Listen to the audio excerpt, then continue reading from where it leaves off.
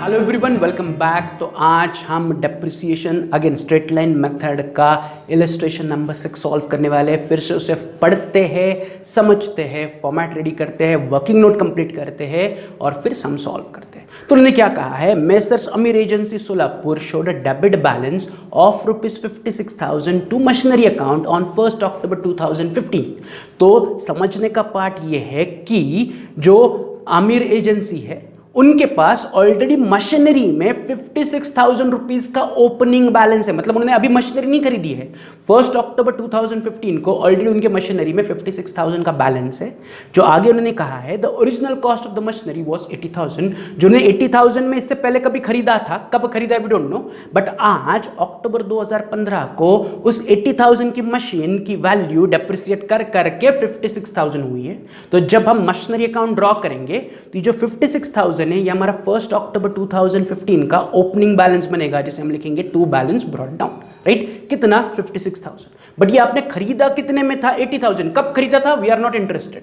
उन्होंने कहा था कि उसकी ओरिजिनल कॉस्ट जब आपने खरीदी थी तब 80,000 थी, एंड ऑन 1 अक्टूबर 2015 डेप्रिसिएट कर करके उसकी वैल्यू आ गई है 56,000 पर, राइट। तो बस समझने की बात इतनी है कि दैट इज कि हमारे पास 1 अक्टूबर 2015 के दिन एक मशीनरी थी जिसकी कीमत 56,000 है, एंड जो हमने कुछ सालों पहले खरीदा था 80,000 में, राइट। तो this became our opening balance of machinery. Accounting draw करते वक्त, अकाउंट बनाते वक्त देखते कि करना क्या है इसका। आगे, on 1st April 2016, Amir Agency bought an additional furniture of ₹45,000 and spent 5,000 for its installation। तो वो क्या कह रहे हैं कि आपने 1 अप्रैल 2016 को एक नया एडिशनल मशीनरी खरीदा जिसकी कीमत थी 45,000, बट उसे इंस्टॉल करने के लिए आपने 5,000 रुपए खर्च किए। तो simply what I can say कि हमने 1 अप्रैल 16 को एडिशनल मशीनरी खरीदी फॉर 50,000, 45,000 मशीनरी के प्लस इंस्टॉलेशन के 5,000। तो मैं total value of machinery is 50,000। तो यहां पर हमारी दूसरी मशीन हमने खरीदी। ये सॉरी, ऑलरेडी हमारे पास 1 अक्टूबर को मशीनरी में बैलेंस था, एंड अप्रैल 2016 को हमने एडिशनल मशीनरी खरीदी। तो हमारे पास दो मशीनरी हुई, एक which we already had, and दूसरा अभी हमने 1 अप्रैल 2016 को खरीदा। तो मैं क्या कर रहा हूं, जो हमारे पास ओरिजिनल मशीन था उसे लिख रहा हूं एज M1, एंड जो एडिशनल मशीन है उसे मैं लिख रहा हूं एज M2, क्योंकि यहां पर दो मशीन्स की इंफॉर्मेशन हमें दिख रही है कि ऑलरेडी अक्टूबर 15 को हमारे पास ऑलरेडी 56,000 की मशीन हाथ में थी, एंड 1 अप्रैल को हमने 50,000 की नई मशीन खरीदी, राइट। आगे क्या हुआ, on 1 October 17, a part of machinery purchased on April 2016 was sold for 15,000, the original cost of which was 20,000। क्या कह रहे हैं, ध्यान से सुनो।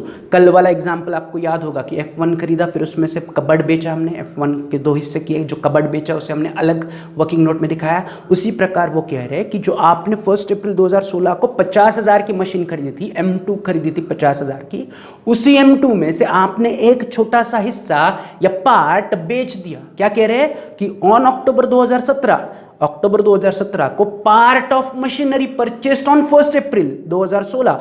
1 अप्रैल 2016 को हमने कौन सी मशीन परचेस की थी? M2। तो part of M2 was sold for 15,000। तो M2 का कुछ पार्ट आपने निकाल के बेच दिया जिससे आपको 15,000 मिले, बट जो M2 का आपने पार्ट बेचा उसकी ओरिजिनल कॉस्ट थी 20,000, राइट। कि 20,000 का मशीनरी आपने 15,000 में बेच दिया। बट ये 20,000 पूरा अलग सेपरेट मशीन नहीं था। जो 20,000 का मशीन आपने बेचा वो M2 का हिस्सा था। तो M2 हमने खरीदी थी 50,000 की।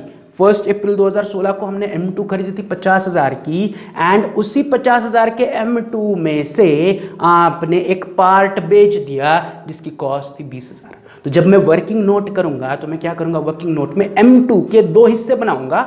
एक जो मैं बेचने वाला हूं, पार्ट जो बेचने वाला हूं दैट इज 20,000, अलग से दिखाऊंगा, एंड बचा हुआ मशीनरी जो मैंने नहीं बेचा 30,000, वो अलग से दिखाऊंगा, राइट। यहां पर क्वेश्चन पड़ती है, हमें पता है ना कि M2 हमने खरीदा, लेकिन M2 में से एक हिस्सा, एक पार्ट जिसकी कॉस्ट 20,000 थी, वो हमने कुछ दिनों बाद या महीनों बाद बेच दिया। तो हम वर्किंग नोट में उसे सेपरेट दिखाएंगे।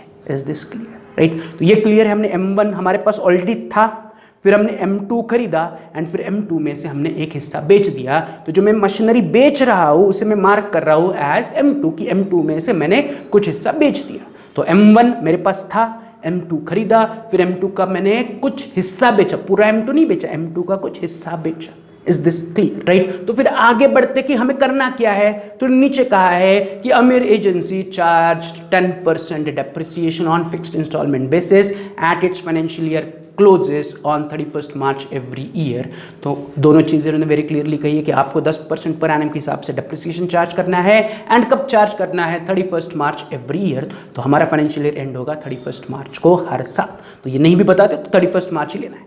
बट हमें ड्रॉ क्या क्या करना है, तो उन्होंने कहा है कि शो मशीनरी अकाउंट, हमें बस मशीनरी अकाउंट ड्रॉ करना है और कुछ ड्रॉ नहीं करना है, सिर्फ मशीनरी अकाउंट बनाना है फॉर 15-16, 16-17 एंड 17-18, 3 साल के लिए मशीनरी अकाउंट ड्रॉ करना है। बट आगे भी उन्होंने कुछ कहा है, पास journal entries for 3rd year only, तीसरे साल का जर्नल एंट्री दिखा। अकाउंट 3 साल के लिए बनाओ, अकाउंटिंग में या जो मशीनरी अकाउंट है उसमें 3 साल का एंट्री करना है, बट जर्नल एंट्री है वो केवल तीसरे साल के ट्रांजैक्शंस का करना है। तो ये दोनों करते हैं। तो पहले हम क्या करते हैं, फॉर्मेट रेडी करते हैं, वर्किंग नोट बनाते हैं, फिर machinery account and journal entries देते हैं। तो मैं पहले तो आ रहा हूँ ऑन अ फ्रेश पेज में लिख रहा हूँ इन द बुक्स ऑफ अमीर एजेंसी सोलापुर मशीनरी अकाउंट, फिर से मशीनरी अकाउंट में अंदर 16 से 17 लाइन ब्लैंक रखो, राइट? नीचे अभी कुछ मत ड्रॉ करो, बाद में हम जर्नल ड्रॉ करेंगे, देखते हैं कि मशीनरी अकाउंट को कितनी जगह लगती है, राइट? फिर उसके नीचे जो जगह बचेगी उसमें हम क्या करेंगे, जर्नल एंट्रीज पास करेंगे। तो जर्नल का फॉर्मेट अभी ड्रॉ मत करो, अभी जस्ट मशीनरी अकाउंट रेडी करो, उसमें 15 से 16 लाइन्स ब्लैंक रखो, राइट? फिर अगले पेज पर आ जाओ, अगले पेज पर हम कर रहे हैं वर्किंग नोट। तो मैं वर्किंग नोट ड्रॉ कर रहा हूं। अब वर्किंग नोट में देखो मैंने क्या किया, date, particulars, M1, M2, but M2 में मैंने क्या किया, 2 हिस्से अलग अलग किए कि M2 के मैं 2 अलग अलग हिस्से दिखाऊंगा, एक जो मैं फ्यूचर में बेचने वाला हूं और एक जो मैंने खरीदा बट बेचा नहीं है। टोटल हमने 50,000 का M2 खरीदा है, जिसमें से 20,000 का हिस्सा हम बेचने वाले हैं। तो M2 के खरीदने पर मैं 20,000 की एंट्री अलग करूंगा, 30,000 की एंट्री अलग करूंगा, टोटल 50,000 है तो 20,000 अलग करूंगा, 30,000 का मशीनरी अलग करूंगा। सेम लाइक जैसे हमने कल के क्वेश्चन में कबर्ड का एंट्री किया था कि हमने F1 खरीदा, F1 में से कबर्ड मैंने बाद में बेचा, तो मैंने कबर्ड का कैलकुलेशन अलग दिखाया, एंड कबर्ड छोड़ के बचे हुए फर्नीचर का कैलकुलेशन अलग दिखाया। वैसे ही मैं M2 में से 20,000 की मशीनरी बेचने वाला हूँ, पार्ट बेचने वाला हूँ, M2 का पार्ट बेचने वाला हूँ, तो वो 20,000 की एंट्री अलग दिखाऊंगा, एंड जो बचा हुआ M2 है उसकी एंट्री अलग दिखाऊंगा, राइट? चलो तो फटाफट करते हैं वर्किंग नोट को कंप्लीट, राइट? एंड फिर अकाउंट्स पर चलते हैं। तो फिर से मैं शुरुआत करूंगा ऑन द फर्स्ट लाइन। इन्होंने क्या दिया है कि अमीर एजेंसी सोलापुर के पास ऑलरेडी 56,000 रुपीज़ का मशीनरी 1 अक्टूबर 2015 के दिन था। तो इसे मैं सिंपली कहूँगा एज ओपनिंग बैलेंस कि ऑलरेडी ऑन 1 अक्टूबर 2015 हमारे हाथ में 56,000 रुपीज़ की मशीन थी। तो मैं सिंपली आ रहा हूँ वर्किंग नोट में, मैं डेट लिख रहा हूँ 1 अक्टूबर 2015, आगे लिख रहा हूँ मैं ओपनिंग बैलेंस कि on 1 October 15 I had opening balance. किस चीज़ का ओपनिंग बैलेंस है, M1 का, कितने रुपए का, 56,000 का। तो मेरे पास अक्टूबर 15 के दिन M1 में 56,000 का बैलेंस है। मैंने अभी खरीदा नहीं है, खरीदा वो पहले था।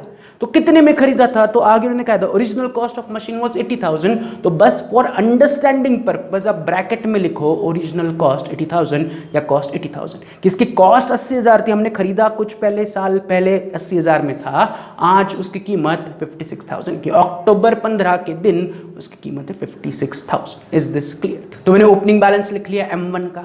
अब मुझे बताओ M1 का ओपनिंग बैलेंस की डेट दी उन्होंने 1 अक्टूबर 2015। अब मुझे बताओ कि पहला फाइनेंशियल ईयर एंड कब होगा, अक्टूबर 15 को अगर आपने ओपनिंग बैलेंस लिखा है तो उसके बाद मार्च कब आएगा, तो उसके बाद मार्च आएगा 2016 में, दैट इज 31 मार्च 2016 को मेरा पहला फाइनेंशियल ईयर एंड होगा। यस और नो? अक्टूबर 15 को उन्होंने आपको कहा है कि machine account showed a balance, तो मैंने बैलेंस लिख लिया। अब मेरा फाइनेंशियल ईयर कब एंड होगा, तो मेरा फाइनेंशियल ईयर एंड होगा ऑन 31 मार्च 2016। तो मुझे पहले चेक करना पड़ेगा जो दी हुई ट्रांजैक्शन है उसमें से कौन सी ट्रांजैक्शन 31 मार्च 2016 से पहले है, उन्हें रिकॉर्ड करना पड़ेगा, एंड फिर 31 मार्च 2016 के दिन मुझे डेप्रिसिएशन चार्ज करना पड़ेगा। तो फाइनेंशियल ईयर एंड करने से पहले ऑलवेज चेक करो कि जो बची हुई ट्रांजैक्शन है उनकी डेट क्या है। तो जो बची हुई ट्रांजैक्शन है M2 खरीदने की डेट है 1 अप्रैल 2016 की। 1 अप्रैल 2016 को हमने M2 खरीदा, फिर हमने M2 का कुछ हिस्सा बेचा, वो बेचा 1 अक्टूबर 2017। तो ये 2 ट्रांजैक्शन हमने अभी तक रिकॉर्ड नहीं की, हमने केवल ओपनिंग बैलेंस रिकॉर्ड किया। उसके बाद 2 ट्रांजैक्शन और हमारे पास है कि हमने M2 खरीदा एंड M2 का कुछ हिस्सा बेचा। इन दोनों की डेट अगर देखोगे तो अप्रैल 16 है एंड अक्टूबर 17 है। तो ये दोनों डेट 31 मार्च 2016 से पहले आती है क्या? Answer is no. 1 April 16 March 16 के बाद आएगा, अक्टूबर 17 तो उससे काफ़ी बाद आएगा। तो ये दोनों ट्रांजैक्शन भी पहले फाइनेंशियल ईयर का हिस्सा नहीं है। तो पहले फाइनेंशियल ईयर में केवल ओपनिंग बैलेंस है हमारे पास। तो मैं सिंपली क्या करूंगा, इस ओपनिंग बैलेंस पर 31 मार्च के दिन डेप्रिसिएशन चार्ज करूंगा। किस पर? M1 पर, क्योंकि हमारे पास M1 ही है। ये दो तो ट्रांजैक्शन अभी होनी बाकी है, उनकी डेट अभी आनी बाकी है। तो उनसे पहले 31 मार्च 16 को मेरा पहला फाइनेंशियल ईयर एंड हो रहा है, जिस दिन मैं M1 को डेप्रिसिएट करूंगा। अब डेप्रिसिएशन करते वक्त मैं डेप्रिसिएशन कितना चार्ज करूंगा? तो उन्होंने वेरी सिंपली कहा है 10% ऑन फिक्स्ड इंस्टॉलमेंट बेसिस, कि हमें 10% से डेप्रिसिएशन चार्ज करना है। On which method? Fixed installment method या स्ट्रेट लाइन मेथड या ओरिजिनल कॉस्ट मेथड। तो 10% तो चार्ज करना है, बट ऑन व्हाट? ऑन 56,000 और on 80,000? The answer is on 80,000, original cost method. 10% charge करेंगे ऑफ द ओरिजिनल कॉस्ट, यानी कि 80,000 का 10% I need to charge depreciation. Yes और नो? कि जब मैं M1 को डेप्रिसिएट करूंगा तो मैं उसके ओरिजिनल कॉस्ट 80,000 पर 10% डेप्रिसिएशन चार्ज करूंगा। बट द क्वेश्चन इज कि क्या M1 मैंने ये पूरा फाइनेंशियल ईयर यूज किया? Answer is no. मेरा फाइनेंशियल ईयर या जो मशीन 1 का बैलेंस उन्होंने क्वेश्चन में दिया था वो दिया था अक्टूबर 15, एंड मेरा फाइनेंशियल ईयर एंड हो रहा है 31 मार्च 16। तो October 15 to March 16 is a period of 6 months. या October 15 to March 16 is a period of 6 months only. तो मैं डेप्रिसिएशन ऑन M1 चार्ज करूंगा for 6 months. Is this clear? तो 6 मंथ्स का कैलकुलेशन कैसे होगा? तो फिर से मैं नीचे ब्रैकेट में आपको कैलकुलेशन दिखा रहा हूं कि original cost of M1 is 80,000। इस 80,000 पर हमें 10% से डेप्रिसिएशन चार्ज करना है, तो into 10/100। And for how many months? 6 months, तो इंटू 6/12। तो 80,000 पर 10% for 6 months will give me answer of 4,000। तो M1 को पहले साल के एंड पर मुझे 4,000 से डेप्रिसिएट करना पड़ेगा।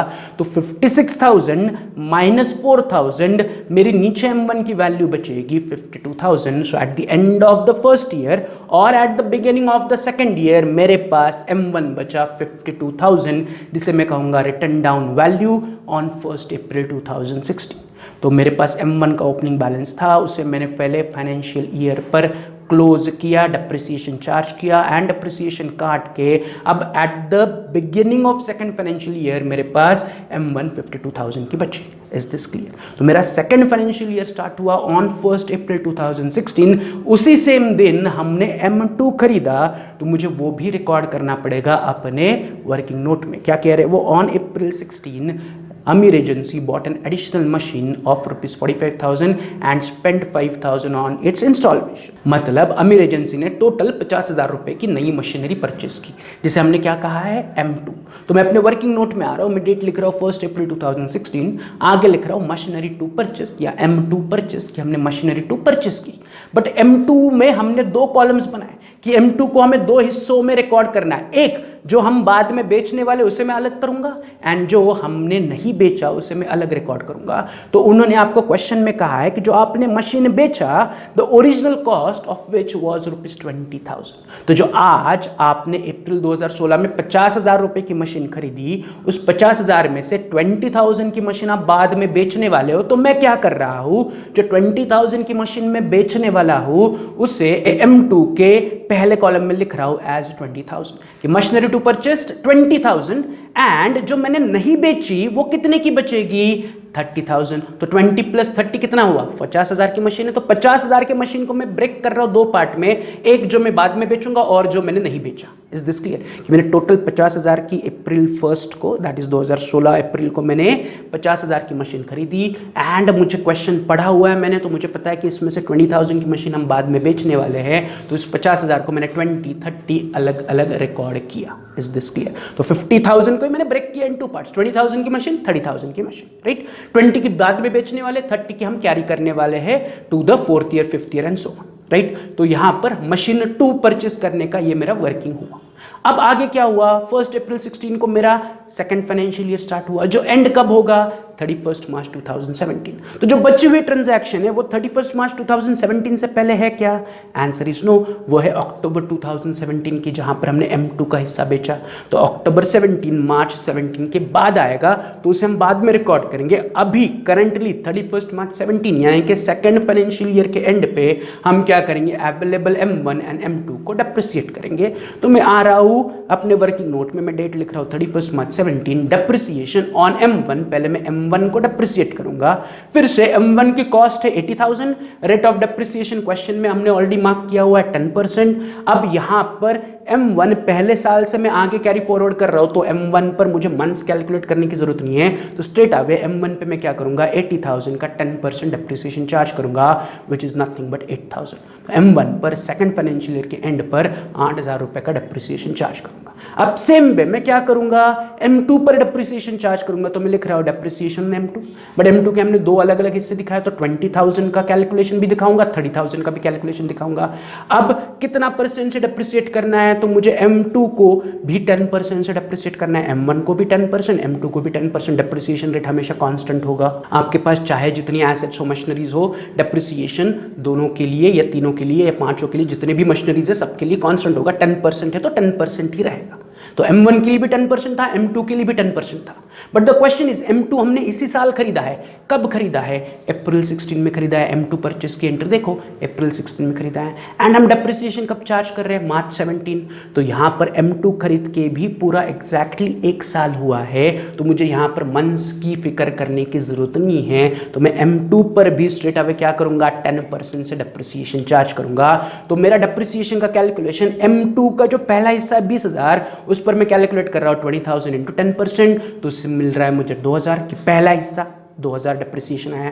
एंड M2 का जो दूसरा हिस्सा है वो 30,000 का है, तो ब्रैकेट में दिखा रहा हूं 30,000 का 10% इज नथिंग बट 3,000। तो M2 के दोनों हिस्से पर मैंने 10% डेप्रिसिएशन चार्ज किया, तो M1 का भी डेप्रिसिएशन मिला, M2 का भी डेप्रिसिएशन मिला। इन डेप्रिसिएशन को काट के नीचे मुझे बैलेंस मिल रहा है M1 का 44,000, M2 का पहला हिस्सा 18,000, दूसरा हिस्सा 27,000, जिसे मैं फिर से कहूंगा WDV eight the beginning of third financial year, that is 1 अप्रैल 17 को मेरा थर्ड फाइनेंशियल ईयर स्टार्ट हुआ, 31 मार्च 17 को सेकंड फाइनेंशियल ईयर एंड हुआ, 1 अप्रैल 17 को मेरा थर्ड फाइनेंशियल ईयर स्टार्ट हुआ। And in third financial year हमें पता है कि 1 अक्टूबर 17 को हमने मशीन 2 का हिस्सा बेच दिया। कौन सा हिस्सा बेचा, तो मशीन 2 का 20,000 कॉस्ट वाला हिस्सा बेच दिया। तो यहां पर मुझे वर्किंग में तीन कैलकुलेशन दिखाने पड़ेंगे ऑन M2। तो पहला मैं दिखाऊंगा उसका डेप्रिसिएशन, फिर मैं M2 को बेचूंगा एंड मुझे M2 बेचने पर फायदा या नुकसान मिलेगा। तो ये हमारा हमेशा का वर्किंग है, जब हम कोई भी एसेट बेचोगे तो 3 कैलकुलेशन हमें दिखाने हैं। कब बेच रहे हैं हम एसेट, अक्टूबर 17 को, तो मैं आ रहा हूँ वर्किंग नोट में, मैं लिख रहा हूँ 1 अक्टूबर 17। सबसे पहले मैं क्या करूंगा, M2 पर डेप्रिसिएशन चार्ज करूंगा, डेप्रिसिएशन ऑन M2, बट दोनों हिस्सों पर चार्ज नहीं करूंगा, जो मैं बेचने वाला हूं उस पर चार्ज करूंगा, यस और नो। M2 में से मैंने 20,000 रुपए कॉस्ट का या 20,000 कॉस्ट का हिस्सा बेचा, तो M2 के 20,000 पर मैं डेप्रिसिएशन चार्ज करूंगा। अगेन मैं साल के बीच में मशीन बेच रहा हूं, तो मुझे कुछ महीनों के लिए डेप्रिसिएशन चार्ज करना पड़ेगा। तो first I am showing you the calculation of month कि मेरा थर्ड फाइनेंशियल ईयर स्टार्ट हुआ अप्रैल 17 एंड हमने मशीन 2 बेचा ऑन अक्टूबर 17, तो अप्रैल 17 टू अक्टूबर 17 इज 6 मंथ्स। तो मैं M2 का जो हिस्सा बेच रहा हूं उस पर 6 महीने का डेप्रिसिएशन चार्ज करूंगा।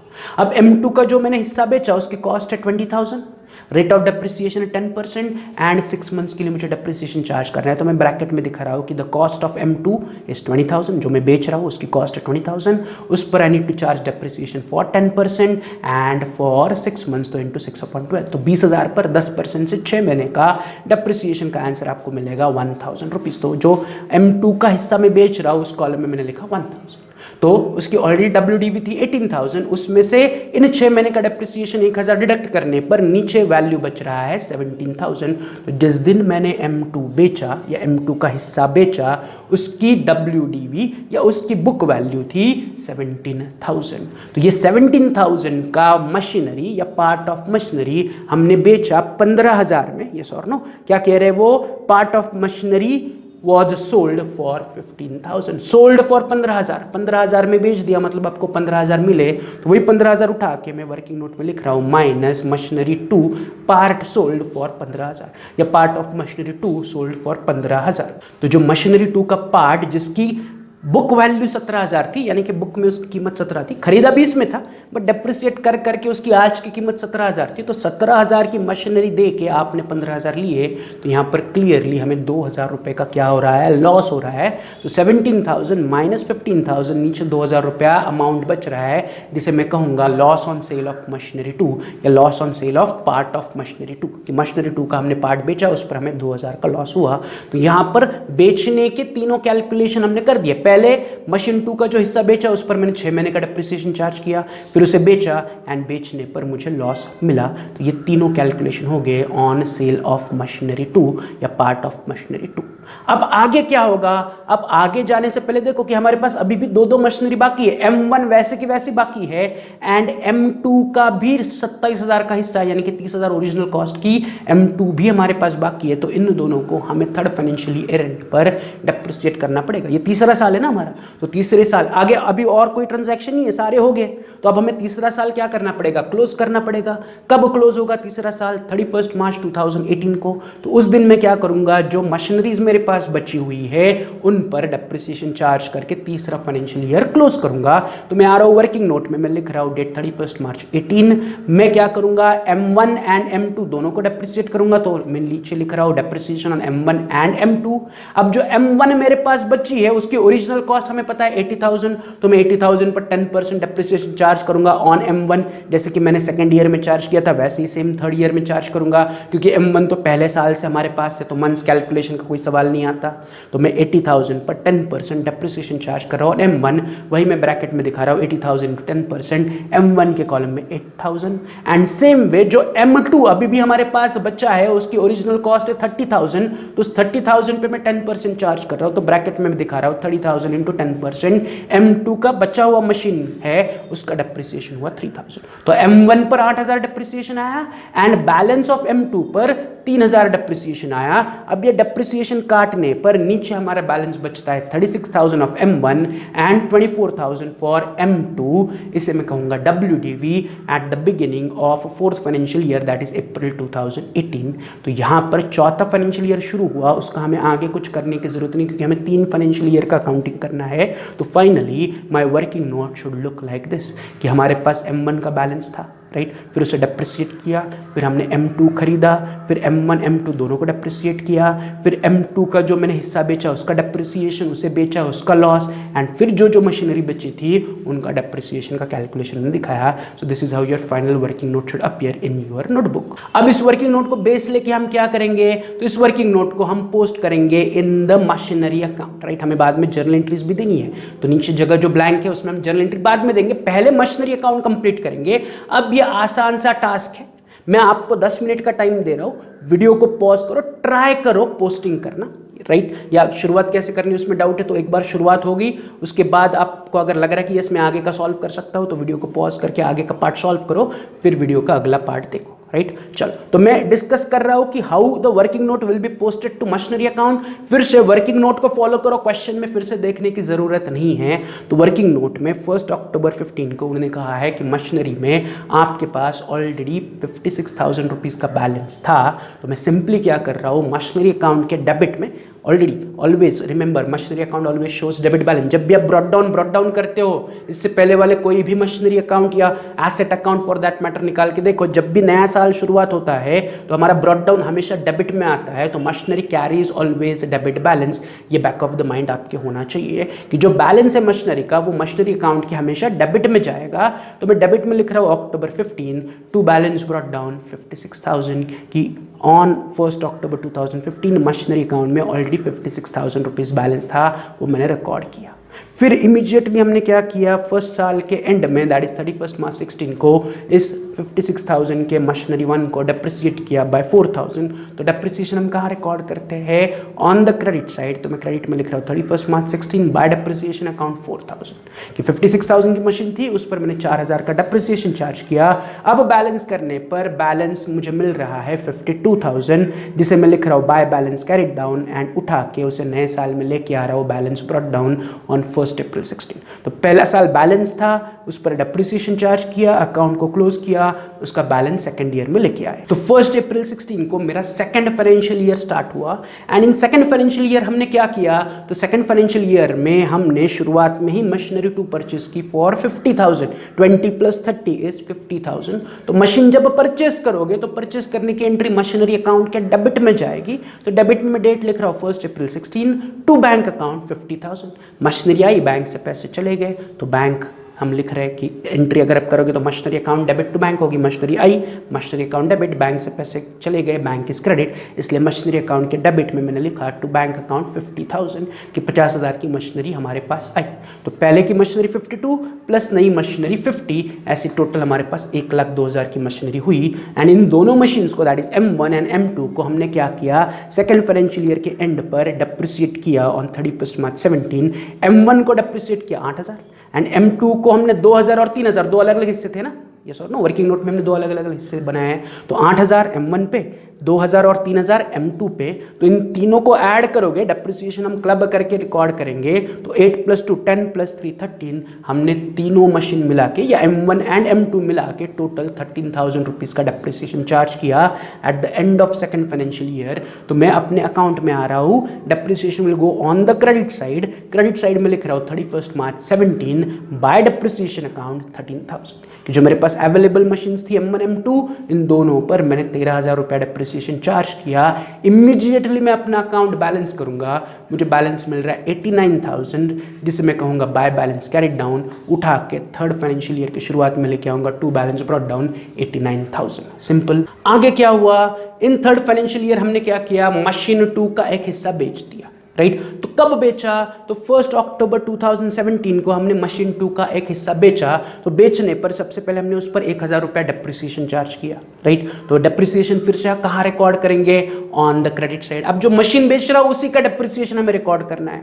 तो मैं मशीनरी अकाउंट के क्रेडिट में आ रहा हूँ, डेट लिख रहा हूँ अक्टूबर 17 बाय डेप्रिसिएशन अकाउंट 1,000। तो ये मशीन बेचने पर पहली एंट्री हुई कि मशीन को डेप्रिसिएट करो। फिर मशीन कितने में बेचा, तो देखो क्वेश्चन में उन्होंने कहा है 15,000 में बेचा। तो मशीन बेचने की एंट्री कहाँ जाएगी, मशीन अकाउंट के क्रेडिट में। तो उसे भी उठा के मैं क्रेडिट में लिख रहा हूँ अक्टूबर 17 बाय बैंक अकाउंट 15,000, यस और नो, कि पहले मशीन को डेप्रिसिएट किया फिर मशीन को बेच दिया। ये दो एंट्रीज हुई on the sale of asset. अब तीसरा एंट्री हमें किस चीज का करना है कि मशीन बेचने पर फायदा हुआ या नुकसान हुआ। तो वर्किंग नोट में देखो कि loss on sale of machinery 2 is 2,000। तो उस लॉस को भी उठा के हम कहाँ लिखेंगे, क्रेडिट में लिखेंगे। तो क्रेडिट में मैं लिख रहा हूँ अक्टूबर 17 by profit and loss account 2,000। आप ब्रैकेट में नीचे लिख सकते हो loss on sale of machinery 2 या loss on sale of part of machinery 2, right. 2,000 का नुकसान हुआ। तो अगर आप देखोगे तो हमने जो मशीन बेची उसका डेप्रिसिएशन लिखा, उससे बेचने की एंट्री लिखी एंड उसका लॉस लिखा। तो बेचने पर हमने तीनों एंट्रीज को रिकॉर्ड कर दिया। तो we are done with the sale की ट्रांजैक्शन। अब आगे क्या हुआ, तो at the end of third financial year हमने जो बची हुई दो मशीन्स थी M1 एंड M2 उन्हें डेप्रिसिएट किया रिस्पेक्टिवली 8,000 एंड 3,000। तो total depreciation I charge is 11,000। 8 + 3 is 11। तो 11,000 डेप्रिसिएशन में लिखूंगा मशीनरी अकाउंट के क्रेडिट में eight the end of third financial year that is 31 March 18 bye depreciation account 11,000 कि जो थर्ड फाइनेंशियल ईयर एंड पे मैंने डेप्रिसिएशन चार्ज किया उसको उठा के मैंने मशीनरी अकाउंट में रिकॉर्ड किया एंड इमीडिएटली मशीनरी अकाउंट को तीसरे साल के लिए बैलेंस करूंगा। बैलेंस करने के लिए मुझे या बैलेंस करने पर मुझे 60,000 रुपया बैलेंस मिल रहा है, जिसे मैं लिख रहा हूँ balance carried down and fourth साल की शुरुआत में नीचे लेके आ रहा हूँ टू बैलेंस ब्रॉट डाउन 60,000। तो यहाँ पर हमारा मशीनरी अकाउंट का पोस्टिंग 3 साल के लिए कंप्लीट हुआ, दैट इज फॉर 15-16, 16-17 एंड 17-18। जो 3 साल का मशीनरी अकाउंट उन्होंने पूछा था वो हमारा कंप्लीट हुआ। अब हमें इसी क्वेश्चन का अगला पार्ट क्या करना है, तो हमें जर्नल एंट्रीज बनानी है फॉर द थर्ड ईयर। केवल तीसरे साल के ट्रांजैक्शंस के लिए हमें जर्नल एंट्री देनी है। तो तीसरे साल क्या हुआ, तो अगर आप वर्किंग नोट में देखोगे सिर्फ तीसरे साल क्या हुआ उस पर कॉन्सेंट्रेट करो कि तीसरे साल हमने अक्टूबर 17 को M2 का पार्ट बेचा, फिर हमने बचे हुए मशीनरी को डेप्रिसिएट किया। तो बस हमें इसी को जर्नल एंट्री में रिकॉर्ड करना है। तो पहले क्या हुआ, तो पहले हमने M2 का एक हिस्सा बेचा, लेकिन बेचने से पहले हमने अक्टूबर 17 को उस पर 1000 रुपया डेप्रिसिएशन चार्ज किया, फिर हमने उसे 15,000 में बेचा एंड उसे बेचने पर हमें 2000 का नुकसान हो। तो ये 3 एंट्री जो मैंने हाईलाइट की है कि M2 का हिस्सा बेचा तो उसका डेप्रिसिएशन कितने में बेचा, 15,000 में बेचा, कितना नुकसान हुआ, 2000। तो इसकी मुझे जर्नल एंट्री देनी है। बट जब जर्नल एंट्री दोगे तो डेप्रिसिएशन की एंट्री अलग देनी है आपको एंड उसका लॉस एंड बेचने की एंट्री अलग देनी है। मतलब आपको 2 एंट्रीज में या 2 जर्नल एंट्रीज में ये ट्रांजैक्शन दिखानी है। पहले डेप्रिसिएशन चार्ज करने की एंट्री दिखानी है। तो जब आप डेप्रिसिएशन चार्ज करते हो तो डेप्रिसिएशन नुकसान है तो depreciation account will be debited and machinery पर चार्ज कर रहे हो तो machinery account will be credited. तो जो मशीन में बेच रहा हूं उस मशीनरी पर मैंने 1000 रुपया डेप्रिसिएशन चार्ज किया, उसका जर्नल एंट्री में अपने जर्नल में लिख रहा हूं on 1 October 17 depreciation account debit to machinery account 1000 rupees narration being depreciation charge on machinery. तो ये जो मशीनरी को मैंने डेप्रिसिएट किया उसकी जर्नल एंट्री है। अब आगे क्या हुआ, तो अब मैंने उस मशीन को 15,000 में बेचा एंड बेचने पर मुझे 2000 का नुकसान हुआ। तो बेचूंगा मशीनरी को तो उसके बदले में मुझे पैसा मिलेगा, तो ये पैसा बैंक में आएगा, तो एल से बैंक अकाउंट डेबिट। बट बेचने पर मुझे 2000 का नुकसान भी हुआ, तो नुकसान को हम कहाँ ट्रांसफर करेंगे, प्रॉफिट एंड लॉस अकाउंट में। तो मैं कहूँगा profit and loss account debit, नुकसान को हम डेबिट करते हैं, यस और नो। तो मशीन बेचने पर मुझे 15,000 रुपये मिले तो वो बैंक में आएंगे, बैंक अकाउंट डेबिट। 2000 का नुकसान हुआ तो profit and loss account debit. And ये क्यों हुआ, क्योंकि मैंने मशीनरी बेची तो मशीनरी गई तो क्रेडिट व्हाट गोज आउट, तो machinery account will be credited. तो बेचने पर मेरी दूसरी एंट्री या दूसरी जर्नल एंट्री में दिखा रहा हूँ on 1 October 17 as bank account debit profit and loss account debit to machinery account, right, कि मुझे पैसे मिले, नुकसान हुआ एंड मशीनरी चली गई। अब उसकी अमाउंट लिखते हैं कि मैंने मशीनरी बेची कितने में, 15,000, तो बैंक अकाउंट डेबिट 15,000। नुकसान कितना हुआ, 2000, तो profit and loss account debit 2000। तो ऑटोमेटिकली उन दोनों का total debit is equal to credit होना चाहिए। तो 15,000 plus 2000 is 17,000 to machinery account is 17,000 कि 17,000 की मशीन बेची, यस और नो। डेप्रिसिएशन काटने पर उसकी मशीन की कॉस्ट थी या कीमत थी 17,000 की मशीन बेची और 15,000 रुपये कैश मिली जो बैंक में जमा हुई एंड 2000 का नुकसान हुआ। इसका narration being machinery sold and loss transfer to profit and loss account, कि हमने मशीनरी बेचा एंड उसका नुकसान हमने प्रॉफिट एंड लॉस अकाउंट को ट्रांसफर कर दिया। तो ये मेरी 2 एंट्रीज में मैंने ये तीनों ट्रांजैक्शंस कंप्लीट किए कि डेप्रिसिएशन चार्ज किया, मशीन बेची एंड मशीनरी बेचने का लॉस रिकॉर्ड किया। बेचना एंड लॉस एक जर्नल एंट्री में आएगा, डेप्रिसिएशन सेपरेट एंट्री में आएगा। Is this clear? यहाँ पर बेचने की एंट्री होगी। अब आगे क्या हुआ, तो 3rd ईयर के एंड में हमने बची हुई मशीन्स को क्या किया, डेप्रिसिएट किया। 8 + 3 टोटल 11,000 से डेप्रिसिएट किया eight the end of 3rd financial year which is 31 March 2018। तो मैं फिर से जर्नल में आ रहा हूँ, डेट लिख रहा हूँ 31 मार्च 18।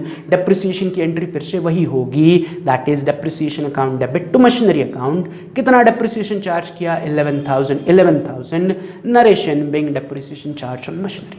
जैसे हमने पहला एंट्री पास किया डेप्रिसिएशन का, वैसा ही मैं तीसरा एंट्री पास कर रहा हूँ डेप्रिसिएशन का, कि depreciation account debit to machinery. But जो पहला एंट्री था वो था on machinery which are sold.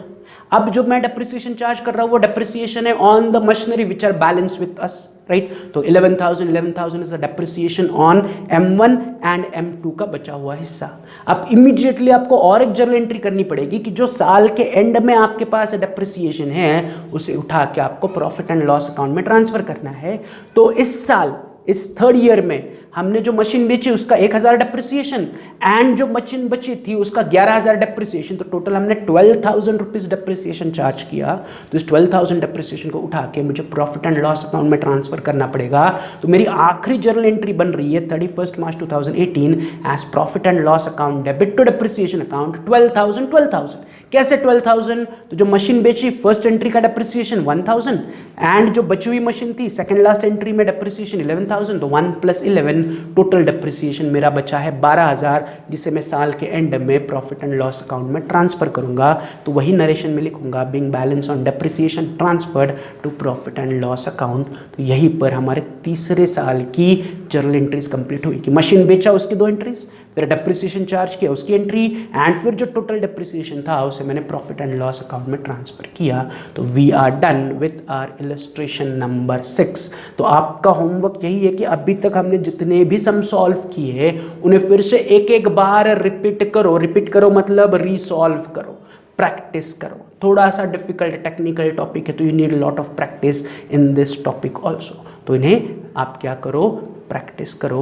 In tomorrow's lecture we are going to start with the next method of depreciation, that is reducing balance method या written down value method.